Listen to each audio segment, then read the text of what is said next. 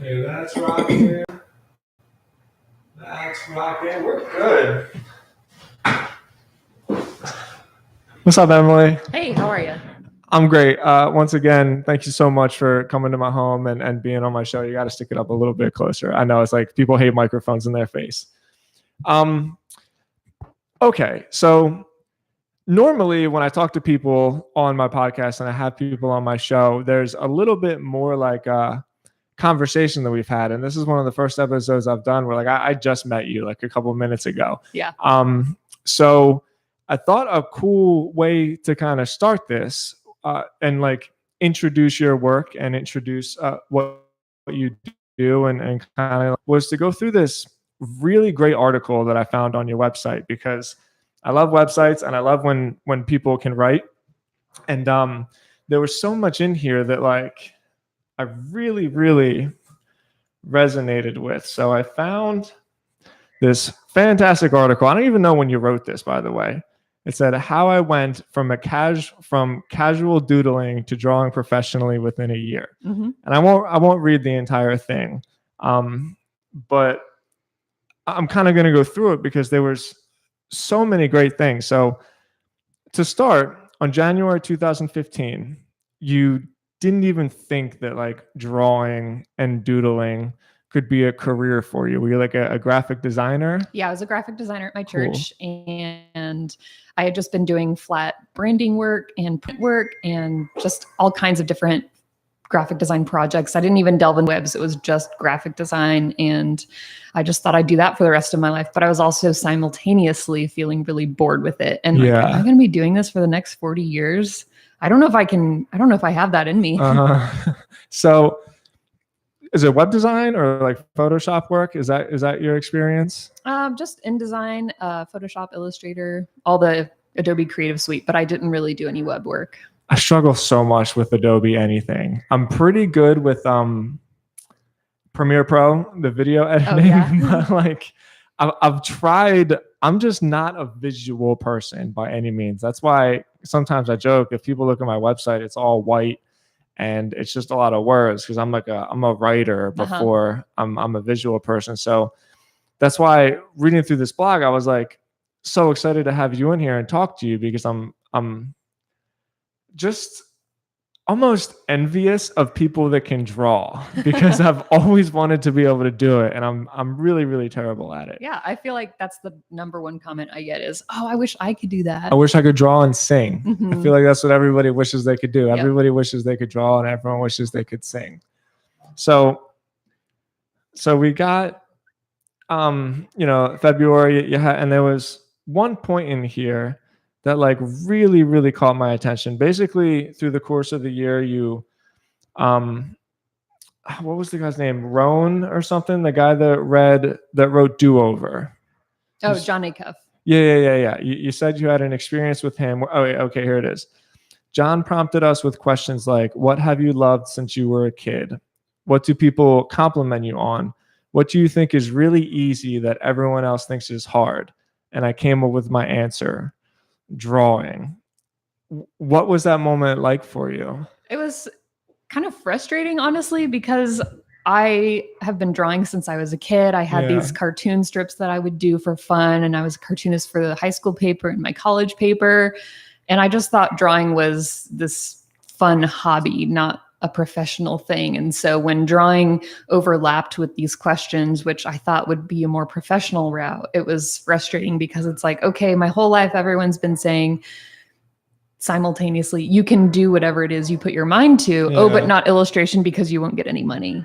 So it's like you get this encouragement of you can do whatever you put your mind to. Oh, but don't do that because it's not wise. And so it was frustrating to have that answer come back and hit me in the face, because it's like, well, I thought about doing it, but then everyone told me not to. And here it is again, rearing its ugly head. So what am I supposed to do with that? I think that is so interesting, because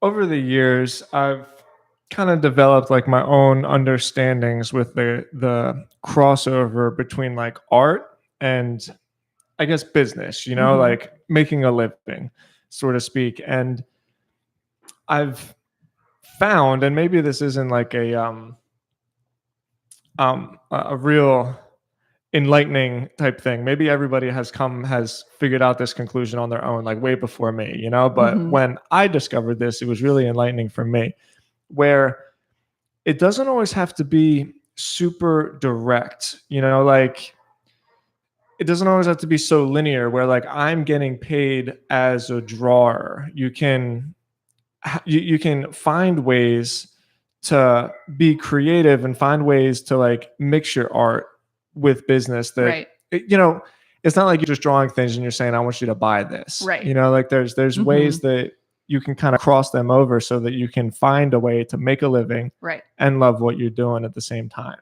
And that's how I got into graphic design in the first place, because it's like I got to the end of high school and people were saying, okay, what do you want to do with your life?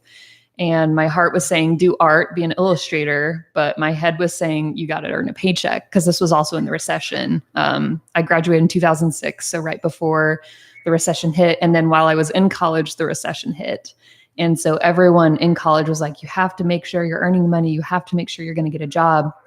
And so I picked a major that was using art, but I could also earn a steady paycheck. I felt like my only two options were art education or graphic design. And I definitely did not want to teach kids how to do art. So graphic design it is. Yeah, I think that's probably the case with a lot of artists. Mm-hmm. I think a lot of them think that you're either a starving artist or you're a web designer or a graphic designer. Right. I think that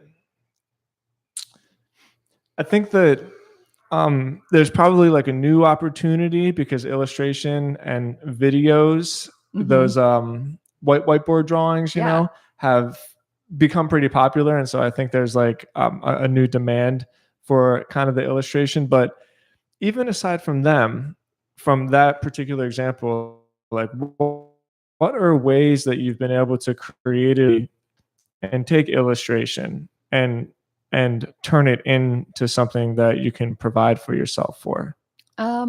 Outside of graphic design, I didn't really do anything with my creativity to earn a living. It was just graphic design was the thing. However, I did use it just as a creative outlet. So how this all started was I drew silly faces on my fingertip and I told stories with the faces on Instagram. And it sounds really stupid. People remembered that because the faces were like, they were so emotive that people remembered them and it stuck with them. So when they thought, I need someone who can draw something, they thought of me. And so I used drawing as a creative outlet, and I used drawing within graphic design as well, like helping me draw logos before I actually executed on the computer. Okay. So you like starting with like the physical first. You like the pen and the paper. Yep. You said something there though, which I think is important for people in like a marketing stance where and the drawings were very simple, but there was a story, you know, it's always about telling a story. We're like storytelling machines, and that theme of storytelling is just constantly coming up in my work and in this show. I would make an assumption, and correct me if I'm wrong, that even in illustration, really what you're doing is telling stories. Absolutely. What are the kind of stories that you like to tell? Do you like to tell stories about people? Do you like to tell your own kind of story and translate it through like other characters that you create? Yeah, I really enjoy humor. I think so. I grew up reading Calvin and Hobbes and the Far Side cartoons. Oh my God, me too. I mean, they're the best cartoons I think you can possibly grow up reading. And so I think I have a little bit of a dark humor because of the Far Side. And so I love being able to bring that dark, witty humor into an idea that people can read in a cartoon style, whether it's a strip or a few little panels. I like being able to simplify an idea into something that is just instant. I think Calvin and I'm sorry, I thought you were done. I think Calvin and Hobbes is like top 10 most brilliant literary creations ever. I agree. I mean, I used to spend so much of my childhood, because I was kind of the weird kid that would go to Borders bookstore back when there was such a thing, and people would actually buy books, you know. And in the very back of the the Borders was the comic section, and I'd sit there. Sometimes I'd read the same Calvin and Hobbes books over and over again. And you know what? That kind of reminds me of something. It's going to start off in a dark place, but bear with me. When that awful Serena Williams kind of cartoon came out recently, I read an article about the dying art of cartoons and strip cartoons, and how in our history, like political cartoons and the comic strips in newspapers, they played a real big role in our culture. Yeah. Politically and socially, and also for just humor, like the Peanuts strip has been iconic in our culture. Right. Does that ever like concern you or worry you or give you anxiety that like we're kind of losing that? I would say on one regard, I want change, because change is always going to happen. Change is inevitable. So I can't mourn what's happening, but at the same time, it's like, how can we continue that into the future? Okay, so the comic strip might be going away because people don't read the paper and no one wants to subscribe to the New York Times Online or their local paper for that matter. How can you get your message in front of them? It's not necessarily that the medium has changed, it's just the method of delivery. So I'm a little sad about the nostalgia being gone, but at the same time, there's always something new. So what do you think is the new thing? I think it's just social media, because everyone is so interested in individuals rather than corporations and companies. And so like on Instagram, I follow a few companies, but almost everyone else I follow is a person. And I follow that person because I'm interested in them. Maybe they work for Gary Vaynerchuk's company, or maybe they work for some other large company that's doing a lot of really good work in the world, but I'm not interested in the company. I'm interested in them. And so you have that opportunity with your platform to share your message with people. You just have to find a way to connect with those people and have them find you. What about penmanship and like the dying art of penmanship? That one kind of makes me sad.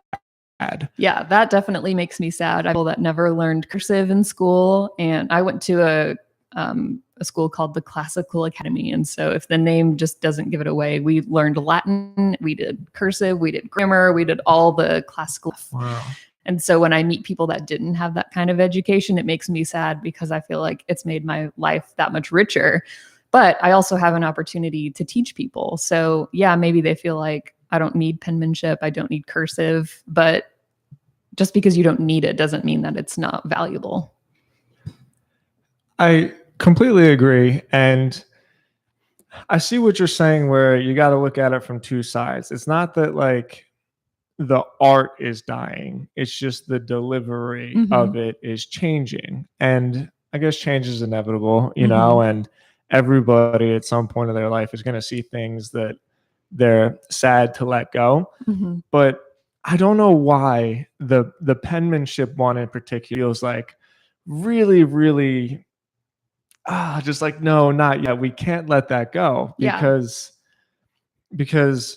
the written word, especially, I mean, say what you want about the internet and social media and video and pictures, nothing has changed humanity like the written word. And it's only been, I mean, when were typewriters invented? I'm going to guess like the 60s maybe.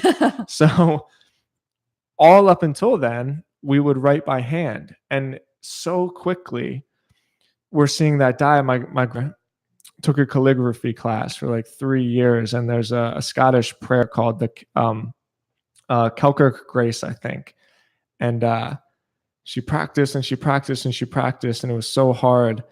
And she finally wrote this little prayer out for me on a piece of paper, and she framed it, and you can see the little tiny imperfections on it, but it's almost those imperfections that give it its uniqueness, because that it was a person with a soul that did that. And so there's just, it does make me sad, because that's also the foundation of why I teach what I teach. So everything that I teach about visual note-taking, drawing, writing, it's because it's all about learning, and your brain doesn't learn as fast if you're typing something. Your brain doesn't learn if you just absorb it through hearing. It's all when you're using multiple parts of your brain together. So it does hear people that, but then they don't actually write anything. They always do a shortcut or type it in on their iPad. So I do miss people writing, and I think it might actually go away, and that would make me really sad. But at the same time, adapt. I'm a big Chuck Palahniuk fan, and I was listening to an interview with him where he still writes all of his books by hand. Wow. And he was saying, I don't know how he does it, because I write every day. I write in my blog every single day. And I have a notebook that I bring with me everywhere, and I do write by hand every single day. But he said something that always kind of stuck with me. Is like, no, that's not writing, that's typing. Yep. Because when you're writing, there's arrows and there's directions, and you can circle something here and then make a little note like, save this for later, That's cool. And just what you said kind of made me think of that. So let me kind of take a step back. I'm so excited to get into kind of the art of drawing that I might have jumped the gun a little bit. You said you were from Colorado. Yep. Originally from Colorado Springs. That's where you're born? I was actually born in the Philippines to a military family. So we moved around a little bit. What's that like? I don't remember it. So we moved to Colorado when I was 2. Oh, so and then it we wasn't stopped like, moving after that. Yeah, it wasn't like you spent your teen years Right. moving around. Okay. And then I read in that article that you spent a lot of time in Houston.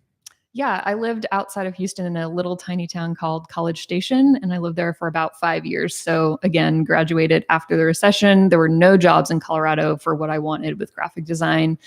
And so I just thought, okay, I can't find what I want where I want. Maybe I should just open up my where and just find the what. And College Station is a university town. I worked for Texas A&M as a designer for a couple years. Cool. Then I worked for my church for a few years after that. Your church in Houston? Yeah, it's in College Station. And then, so why Nashville? Well, I had just come to a point professionally. I was in this tiny town with a college that I didn't even go to. I didn't fit in culturally. I was unhappy. I just felt like I couldn't grow in a career in Texas, and being from Colorado and being stuck in a swamp was really difficult, and I wanted to get out. So I made a checklist of 5 things, and Nashville checked all the boxes. And I thought, well, okay, I'll just look for a job there. And here I am. Did you like it here? It's better than Texas. Yeah. But I think it's good for now. I haven't really felt called to move, or I don't really feel like there's somewhere else I should be. So I'm just going to stay here until I feel like that happens. You're honestly the first person I've spoken to so far that hasn't been like, yes, I love this place. This is the best place I've ever been. There's some struggles in Nashville. I think a lot of people are just hard. They have a difficulty sharing it because Nashville's like a sexy city. It's a place where you go to chase your dreams. Yeah. But when your dreams don't actually happen, or when things are difficult, people are really reticent to share that kind of information because we have social media. We have to project like, oh, I moved to Nashville and everything's great. But what if you move to Nashville and everything sucks? Like, no one wants to hear that. I have never caught that side of the city yet. I feel that basically, but I've never felt that in Nashville. So I'm assuming you mean like the music career. People come here to follow their music career. Yeah, I think a lot of people move here for the music, and then they realize just how hard it is to break in, because it's not like you can play on Broadway and get discovered in a week. Yeah. I'm sure that was probably the case in maybe the 90s, but now it is just saturated with so many people. But even entrepreneurs and tech companies are moving to Nashville at a crazy rate, but I feel like there's still failures in that, and people aren't actually talking about those failures or those shortcomings or those difficulties. So you said, God, that's so interesting. I'm like really curious to learn more about that now. And you said, you have to project yourself on social media. That I think about that a whole lot. I actually, even though I'm in the internet marketing field, I try not to spend too much time on social media because it's kind of like that web of lies. Time suck for sure. Yeah, do you see that as a problem in our society, and that concept of always projecting like this amazing life on social media has come up over and over and over again? And I just get this feeling that it's kind of weighing on everybody. It's like this weird weight that we all sort of carry around with us on, I need people to think that I'm great. Right. You know, do you? I think there's a difference between projecting that everything is great and projecting selective content. And then it's up to the viewer to understand that, oh, this is selective content rather than my life is perfect. So Mhm. I think like for my own Instagram feed, I try and project work only. I don't put a lot of personal stuff on there. If I see a cute dog, I don't take a picture and put it on Instagram. It's usually just illustration But only. that's where you get all the likes from. No, I don't want to do that. So someone might look at my Instagram feed and be like, wow, she's so great at drawing and she's got these clients all the time. But it's like, yeah, but you're only seeing the posts of when I have jobs. You're not seeing the weeks that I don't have anything to work on or I'm working on other stuff. So I think there is a difference between projecting something as great and projecting selective. I think that's a really good way to look at it. Ironically, I think that's how you use that word. But I think that being more vulnerable is probably a better way to actually use social media as like a good marketing platform too. I think you're right. And that's honestly one of my biggest struggles because of just relationships I've had in the past and how I interact with people. I've been burned by them. And so I've got huge walls up and I don't know how to relate to people online that I don't know. So I just put the work out there until I figure out how to be vulnerable. I'm not really going to share that just yet, which I'm actually working on right now. Yeah. However, you know what? This is perfect because this loops me kind of right back around to that article. There was something at the end of it, which I totally, totally love. And you said takeaways for you. Mm-hmm. Share your work. Even if you aren't proud of it, if you can't bring yourself to share it, at least keep it so you can go back and see how much you've grown. This is a real personal thing for me, and it's something that I feel very empowering about being vulnerable enough to people your work, like your art, the thing that comes outside of you. You might not think it's that good, right? You know, or even if like in the back of your mind it's not quite finished, you know, like you hit publish. Having the courage to do that is really, really empowering. Yeah, I agree. I think that artists in general never ever really think that their work is like great or done. Yeah. Done is the biggest one for me. It's like, oh, I can keep adding to it and making it better. And then the more I add to it, the worse it gets over time. I'm like, well, now I can't share it at all because I hate it now. So it's this whole progression from, I think I like this, maybe I'll share it. And then you're like, actually, before I share it, let me do this other stuff. And then you ruin it in the process because you're trying too hard. Instead of just sharing what you've made, you're trying to prove something. At least that's what it feels like for me sometimes. Yeah. Instead of sharing what you've made, you're trying to prove something.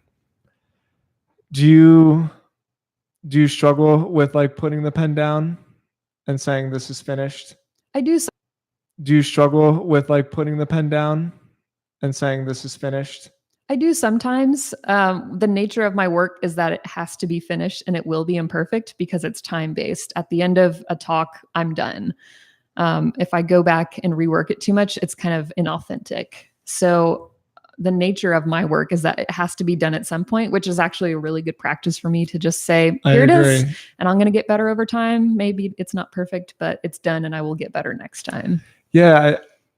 Also with kind of hit publish, the second part of that is on time. Because I think the deadlines for that kind of stuff really help because it's like, this is my work when it's due, you know, quote, done or not. That's why I try to publish a post every day because I only have so much time to think about it. Right. It's kind of like my habit in the morning. So I just wake up and I write, and sometimes you look at it and you're like, oh, I don't really feel that great about it. But at least it was something. Yeah, you put it out there. I just have so many questions going through my head. Like, I really do. What is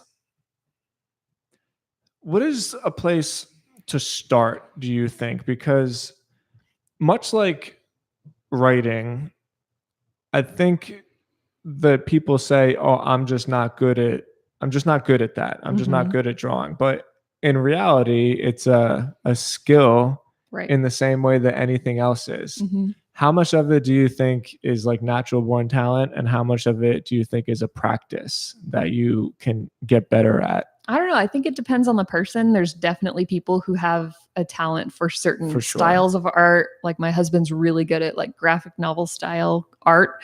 I do not have that skill yet, but I'm working on it. So it's like just because I have a talent in one area doesn't mean that I can master another right away.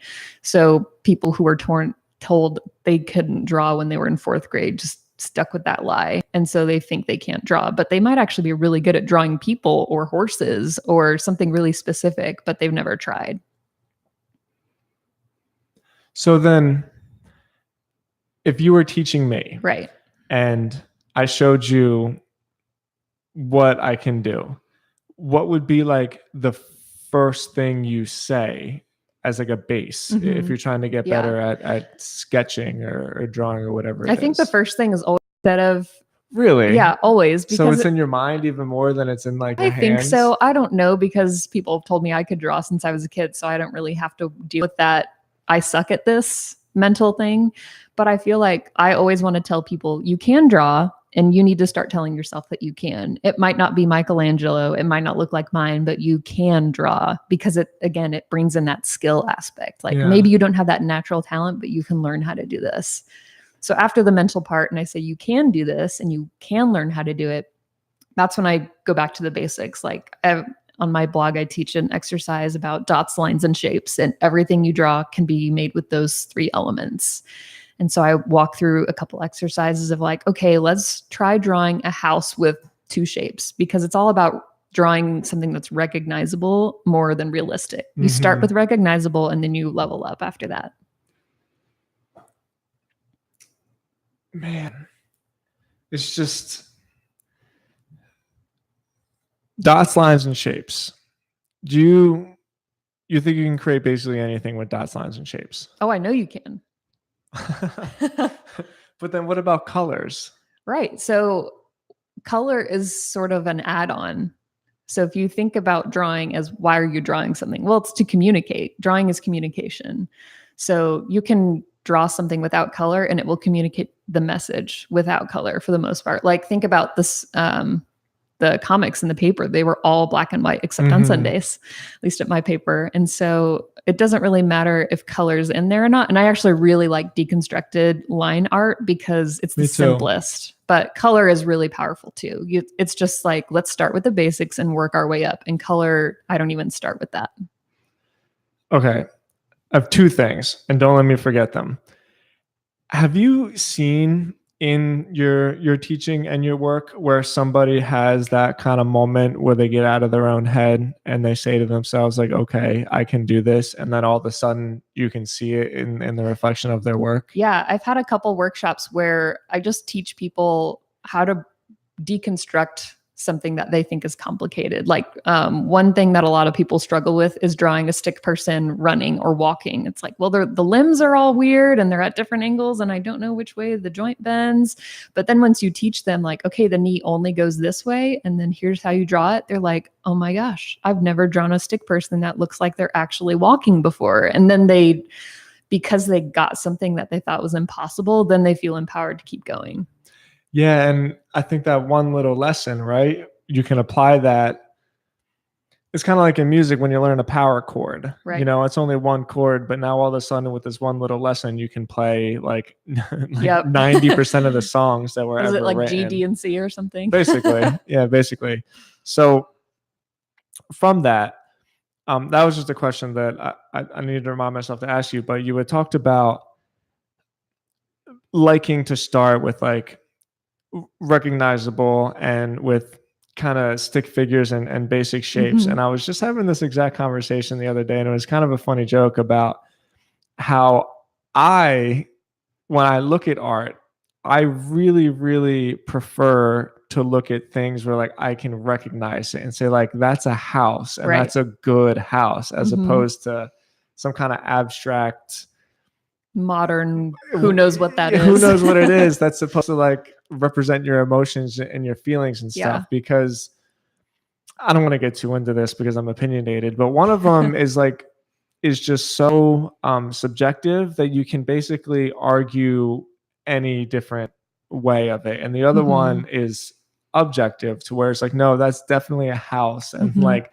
that's what a house looks like. What is your viewpoint on that? I'm pretty linear on that. Yeah. And I am a creative person, but I'm very analytical as well. And so I might be a little too black and white for a lot of artists, but I really prefer art that's straightforward. I really prefer recognizable things. And like, if you think about the images and the illustrations that people share regularly, it's memes, it's tattoos, and those are very recognizable. They're very concrete. Oh, I know exactly what that is. You don't see the abstract stuff shared as much. So what you mean by that with shared as much as that you think other people? Well, if you go back to what I think is all drawing is communication, why would you not communicate the most efficient, effective method possible? You can be ethereal and, oh, here's a swirl of color that represents sadness, but is everyone going to get it? No. Are they going to share it? Probably not. But if you share something that's like a sad face, that's really memorable, maybe they will share it and they're all going to understand it. I really love that. I love how when you break it down, when you break art, drawing, painting, whatever, down to its most simplistic form is communication. And the most effective way to communicate is in like a straightforward way. Right. And you think that that's why people are more inclined to share that kind of work or talk about that kind of work, because it's easier too. People don't necessarily have either the emotional intelligence or the personal interest to talk about feelings and depth and exploration and debate. Not everyone likes to do that. Oh my God. This reminds me of I lived in South Florida for a long time, and there's this big art festival every year in Miami called in Wynwood. And there was this fucking ridiculous art display that was like a blue circle and an orange square and a yellow triangle. And that was it. And it covered the entire wall. And then there was more on the wall explaining what the artist was trying to do to represent like the juxtaposition between the colors and the shapes and the simplicities behind it.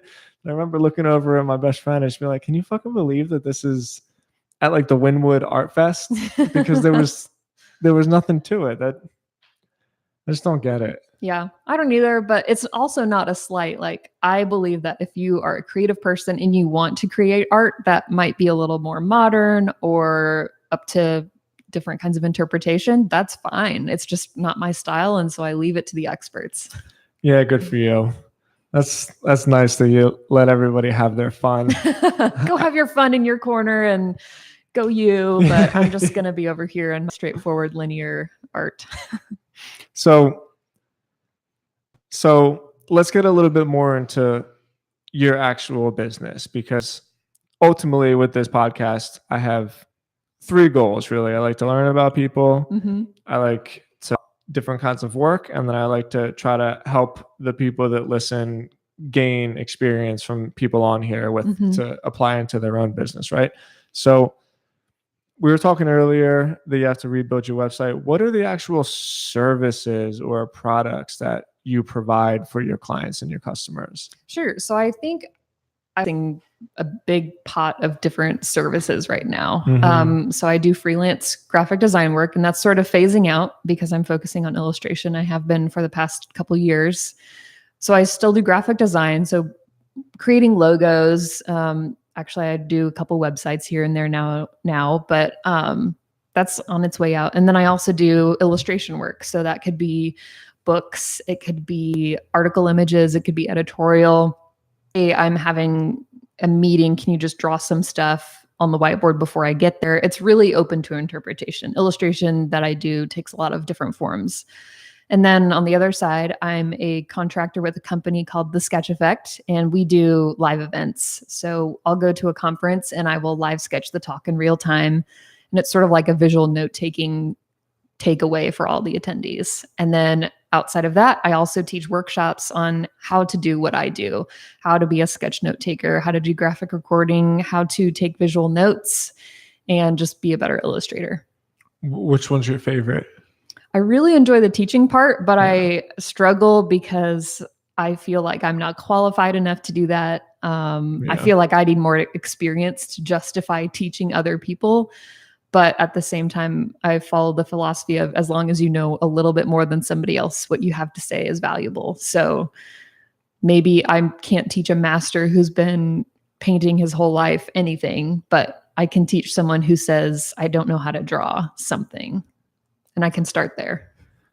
I wish I was able to kind of do that. There's been a million times where people have said, like, you should just do one-on-one kind of coaching, because for search engine optimization, especially for Mhm. SEO on websites, like, I really, really know how to do that.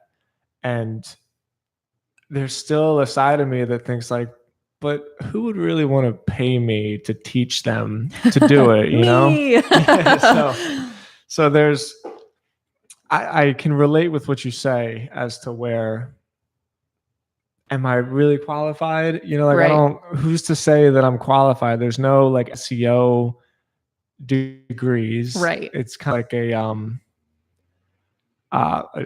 a trial and error type skill that you have Right. to sort of learn by Yeah. yourself. Do you ever get nervous when you do those live workshops? I used to, but I've done enough that I don't really get nervous anymore. I just get excited about those light bulb moments that we talked about. Like, I hope that I can help someone go from I can't do this to, oh, I guess I can. Like, that's all I'm looking for. If I can help them make that mental shift, great. Does that ever happen at like a live event? At the events, no. At the workshops, yes, for Okay. sure. Okay, hold on. So I'm a little bit confused. So you do workshops where you're basically teaching people, and for like a live event, would somebody who maybe is putting on the event kind of hire you almost Right. as like an like entertainment? Absolutely. So that's what I would categorize it as. So we are entertainment. Half the time I'm on the stage with the speaker drawing out what they're saying in real time. And sometimes I'm in the back of the room. So when everyone leaves the session, they see a visual note of everything that they just heard. So there is a wow factor with it. So it's definitely entertainment. I would love to see that. I think that probably gets a really great response. Yep. Yeah, I bet it does. And then there was so many things when I was reading your website that I wanted to make sure I touched on. It seems like you're a real advocate for visual note taking. Yes. I don't even know what that is. Can you just explain that to me? Yeah, it's kind of hard to share in a podcast because it's so much easier to show rather than tell. But in a nutshell, visual notes are a record of something that happened that is a pairing of images and text. And so the whole point of visual notes is to engage your brain more than it would if you were just hearing it or reading it. I don't know about you, but if I see a wall of text, I don't want to read it. If I just hear the same voice droning on and on, I get bored, I tune it out. But if you see something that's words and text, it's a lot more engaged. You want to keep reading. It's sort of like comics. No one stops after the first panel. They won't keep reading the panel. So visual notes is sort of like creating a comic of content. Are you a fan of Austin Kleon? Yeah. At all? I like his stuff a lot. Yeah, I read his blog kind of periodically. I like his visual stuff personally more than his writing. It's not to say he's a bad writer. It's just I think what you're explaining with visual notes is kind of what he does, and with like little doodles that help you remember things throughout the day. And I've tried to do that, and really I get stuck in the same exact spot where I wouldn't even know where to start. If I'm trying to make a visual note of like a conversation I had, I wouldn't even know how to draw a face. Right. So then what has to come first then? Do you think that that's like a mind block for me where I'm just in my own way? Or do you think I would need to actually learn like the basics of quote doodling before I would do that? I think it could be a combination of a couple things. I think one, it could be a mental block. So you think that there's this formula that you have to follow when it's really just learning for lack of a better term, the doodles that maybe match with the content that's already being spoken. So in my workshops, I always start out with why we're doing this, why it's important, why it helps you learn. Because if you don't understand the why of what you're doing, then it's just some cool thing and it doesn't really make an impact. So I start with the why, and then I always start with the basics like dots, lines, and shapes, and then build up from there. Because I feel like if you start with the end result, I want my notes to look like this, it's overwhelming and you're not really sure how to get there. But if you start small and incrementally, then you can actually work your way up. So another thing that I think might help you is something called a visual library. And this is a collection of images that you know how to draw. And that could be like a microphone or a light bulb, or if you've ever heard of bullet journaling, they do these icons where it's like, here's a task, and this is the icon I use for all of my tasks. And here's a checkbox that I use when I have something that I need to get done. And here's a calendar icon because I have a meeting. And so it's pairing images with words and pairing those images that you're instantly recognizable. They're easy to draw. And that way you can start pairing those together as like one idea.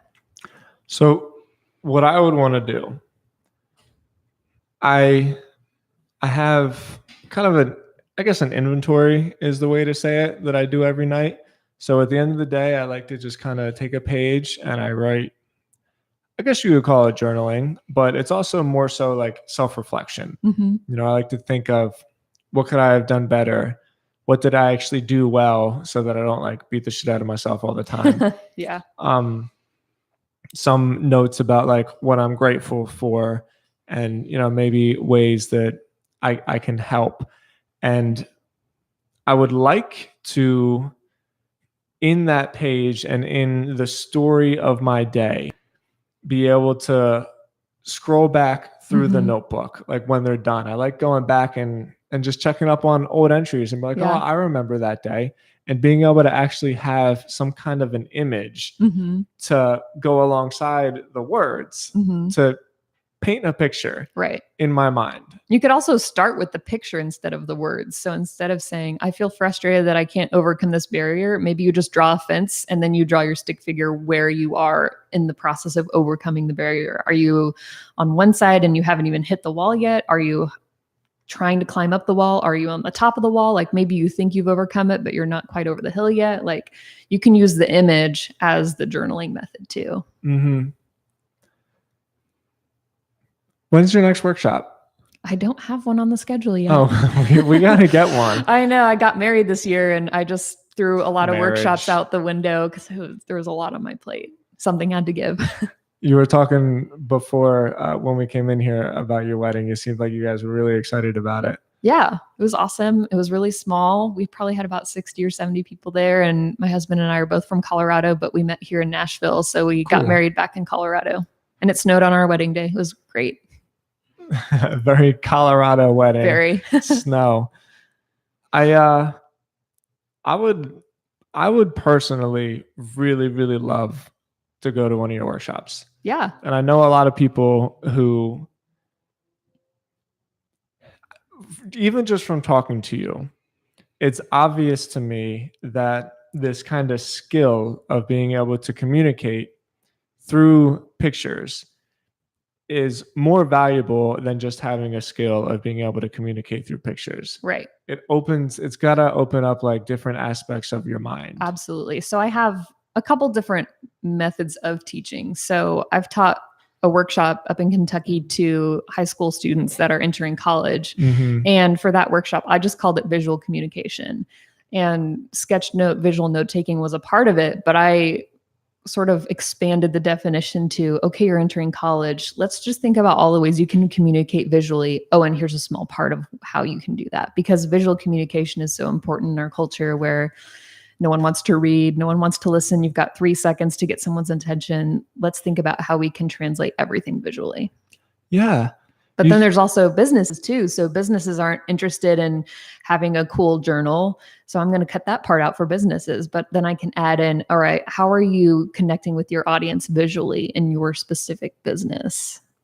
Well, you just said a real thing that I struggle with my blog and my website is that really, I don't even like putting stock images on my blogs just because it's just not me. I just like words, you know, but without that, it won't get the same amount of attention, just because our culture this day is so visual. Sure. So I would, even if I could take, I dream of doing this sometimes, and I want to be able to take a class for this exact reason, because if I could personalize, so that's me, it's not a Right. stock image that I Right. found somewhere. Like it's another aspect of me, and I could personalize a little drawing that would take me, I don't know, 2 minutes, 3 Mhm. minutes or something like that, that could give like a breakdown of the story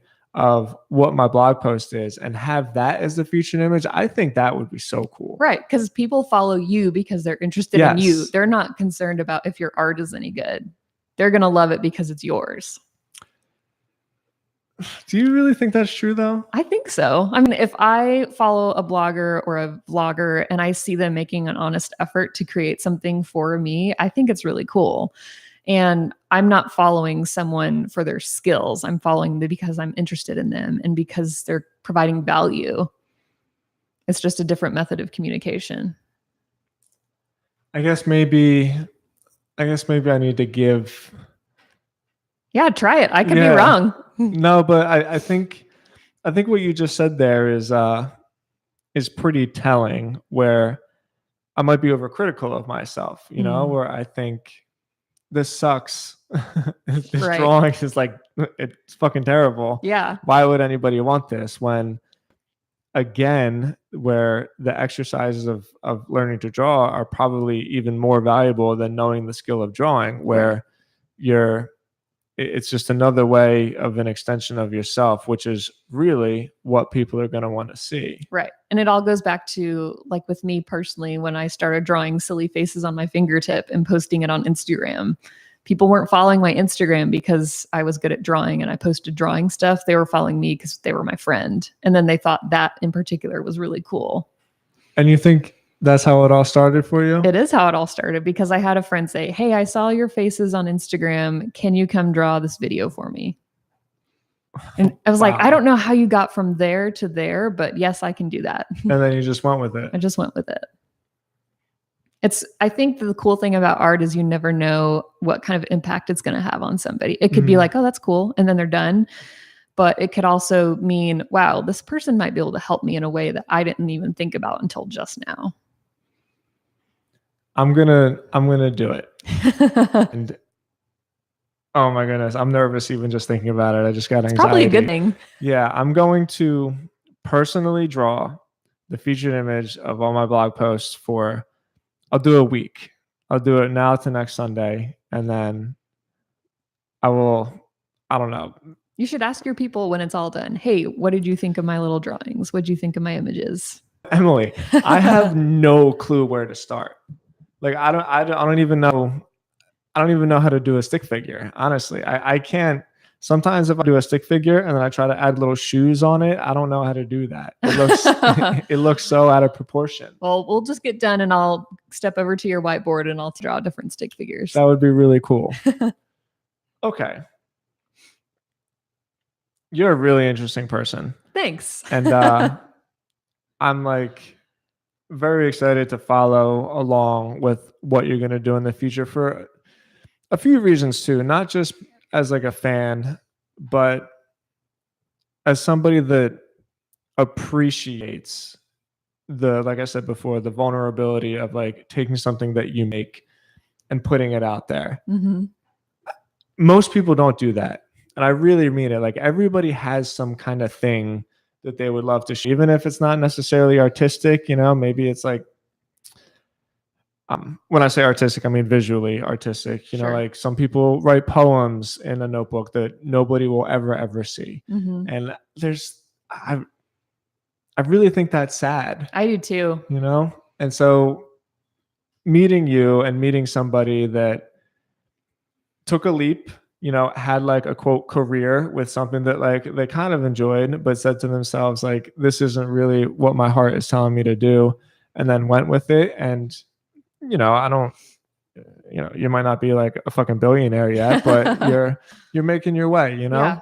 And I feel like I'd rather earn less money and do something that I'm passionate about for sure. I would much rather do that than stay in a job that wasn't empowering me and growing me as much as illustration has been. I don't think there's anything that's like soul crushing as much as going to work every day at a job that you really hate. Yep. Yep. I That is really that mean is the worst. Yeah, it's the worst. There's only ever been really one job because I've honestly never really had real jobs. But there was a point in my life when I just moved to Florida. I was in a real tight spot where I had a job like that, and I just remember riding my bike to this place every day and just cringing to think about it. You have to give yourself a pep talk and talk yourself into staying. And every morning you're like, maybe I'll use a sick day. No, I got to go to work. I gotta go to They're work. going to know. Yeah. They're going to discover that I am trying to get my way out of this. I want to thank you again for coming here. I think if you and I keep talking, we'll find even more and more ways that like we're similar to each other. And I'm really excited to show my drawings on, oh my gosh, I even said my drawings. That felt weird. On my blog post. But good. Before we sign off, please tell everybody where they can find more about you, where they can follow you, where they can hire you or potentially work with you. Yeah. If anyone wants to follow me, probably the best place is Instagram. Emily_A_Mills is my handle. And then my website for if you want to hire me for illustration is emilyamills.com. And if you're interested in learning how to do visual note taking, it's sketchnoteacademy.com. Oh, and I saw on your website, didn't you make a book? I did. I have a book coming out in January. That is so cool. It's really exciting and scary. I know. I will link all of that into the show notes of the website as well. So I'll make sure everybody can get easy access to it. To everybody listening, thank you so much for listening. Do me a favor, hit subscribe, leave me a rating. It's the best thing you can do to support the show. Emily, thank you so much for the conversation. I really enjoyed talking to you. Yeah, thanks so much, Tim. Talk to you guys next week.